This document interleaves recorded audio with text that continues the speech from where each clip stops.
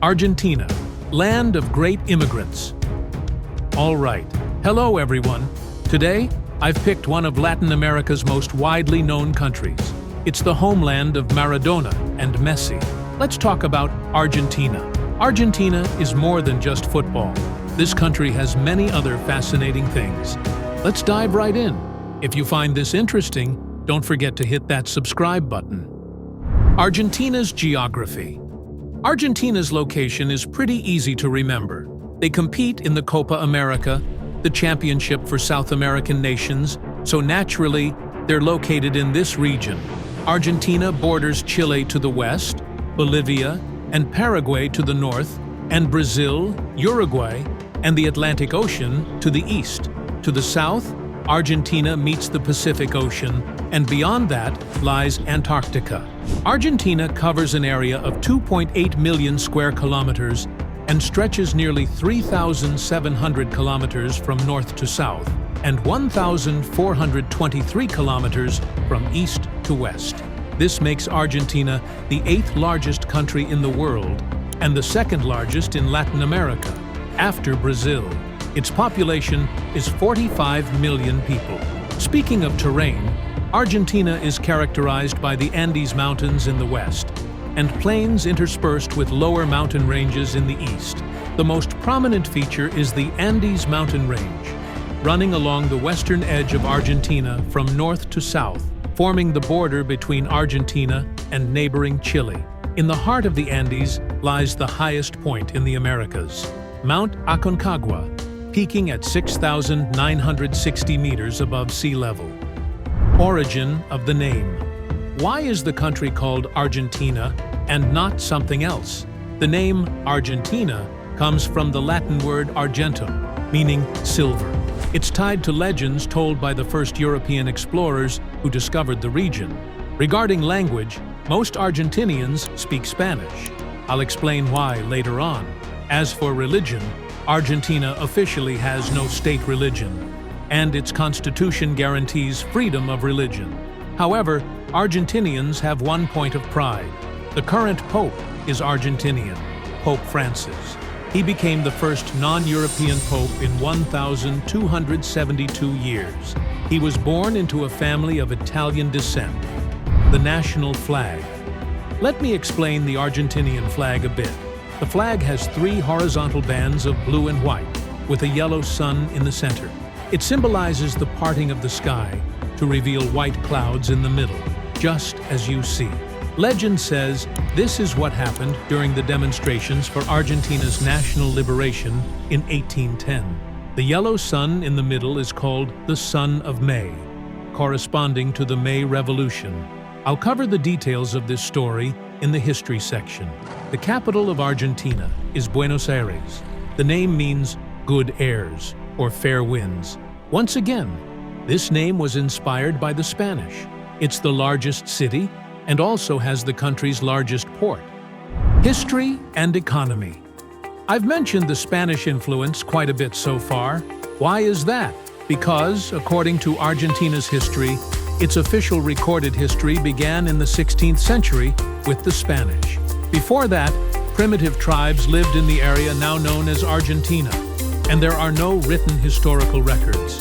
In the 16th century, the Spanish conquered most of the northern part of Argentina's territory, and later expanded south, making it a colony of the Spanish Empire. This lasted until the 19th century, specifically May 25, 1810, known as the May Revolution. Taking advantage of events in Europe, where Napoleon Bonaparte had captured King Ferdinand VII of Spain, a group of Argentinians in Buenos Aires staged a coup, and the first government was formed. The Spanish were dealing with turmoil back home and couldn't intervene much in the territory of modern-day Argentina. Economically, Argentina ranks 26th in the world by GDP, at $515,350 million. This figure is comparable to Thailand, Belgium, Sweden, or the United Arab Emirates. Argentina's per capita income is $11,300, similar to Russia and slightly less than Malaysia. Now let's get into some special features and geographical points about Argentina. Iguazu Falls. When talking about Argentina, one natural wonder you have to mention is Iguazu Falls. Iguazu means great water. It lies on the border between Argentina and Brazil. This famous waterfall system consists of 270 individual falls stretching over 2.7 kilometers. The surrounding flora and fauna are incredibly rich and belong to the Iguazu National Park. All right, let's move on to some special things about Argentina. You could call them interesting facts. Argentina, home to the highest and lowest points in the Southern Hemisphere.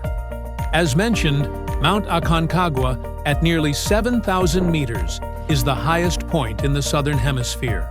Meanwhile, the lowest point in the Southern Hemisphere is Laguna del Carbon, a salt lake in Argentina's Santa Cruz province, which lies 105 meters below sea level. Birthplace of the tango. Culturally, Argentina is the birthplace of the tango dance.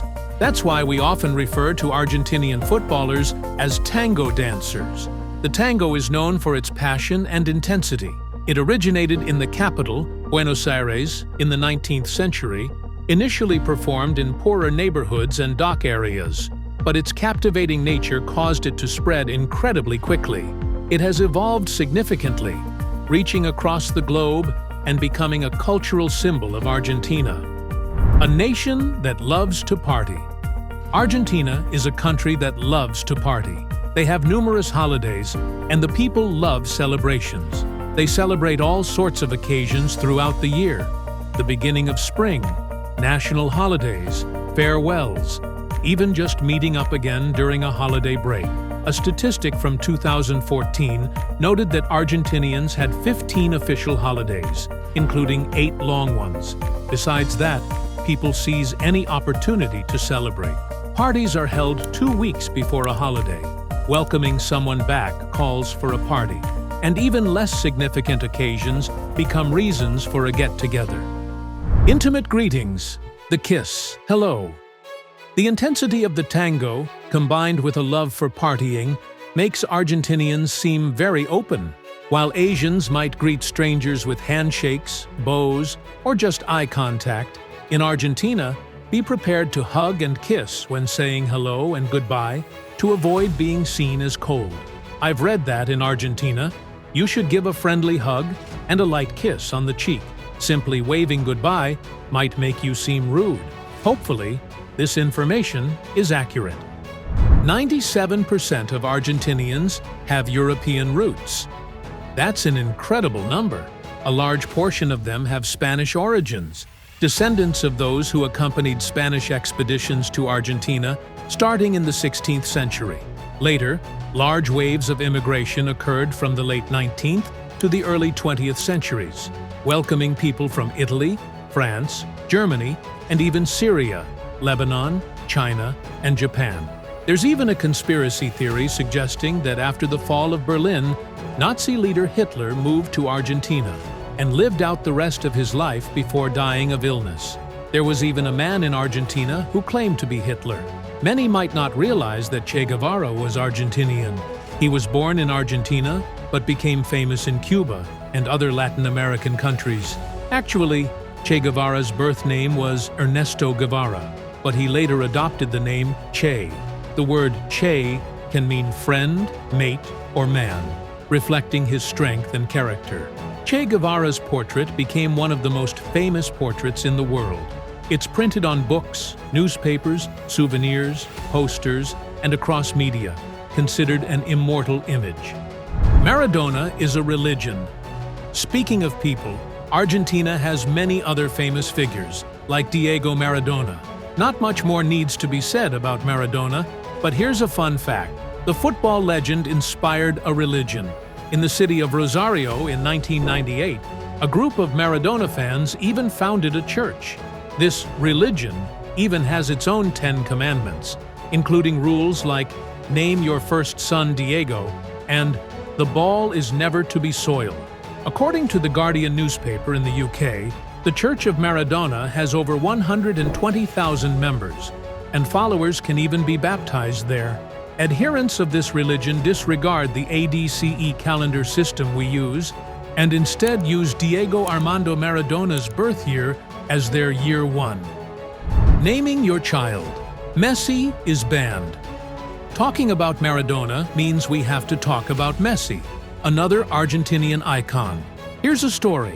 Government officials have banned parents from naming their children Messi in Messi's hometown, Rosario. This started because residents in an area called Hector Varela were naming their sons after the football star, and a lot of them were doing it. Officials became concerned that the name would cause confusion and overlap in the future due to its sheer frequency, so they implemented this special regulation. Pato is the national sport. Given Maradona and Messi, you'd think football is Argentina's national sport, but that's not the case. It's Pato, coincidentally sharing the name with the Brazilian player. Pato is a sport played on horseback, where players compete using a ball with handles. It became Argentina's official national sport in 1953. Initially, it seems the sport might have been for the aristocracy, as riding horses wasn't an everyday activity for everyone. However, it gradually became popular among various social classes. 5 presidents in just 10 days. And the final interesting fact relates a bit to politics. There was a period in Argentina where, in just 10 days, the country had 5 different presidents. This happened during the Argentine economic crisis in 2001. Continuous protests, accompanied by riots, led to rapid political changes. That's everything I wanted to share about Argentina. You could call it a land of great immigrants. It makes sense, as 97% of the population are immigrants or their descendants. It's one of the most fascinating countries in the Southern Hemisphere. What impresses you most about Argentina? Don't hesitate to leave your thoughts in the comments below. Thanks for watching this story. Please leave your contributions and suggestions for future topics in the comments. Saying goodbye for now.